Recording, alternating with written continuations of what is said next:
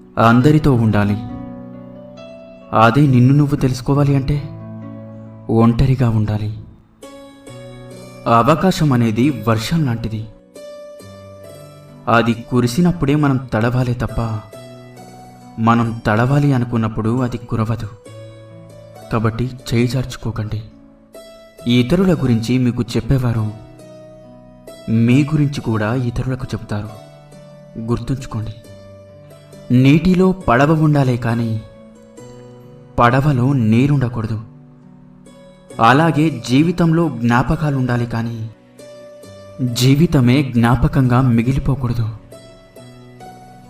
క్రమశిక్షణ లేని చదువు, సమయపాలన లేని విధి నిర్వహణ, అలాగే ఆచరణ లేని మాటలు నీకే కాదు నీ చుట్టుపక్కల వారికి కూడా కీడు చేస్తాయి.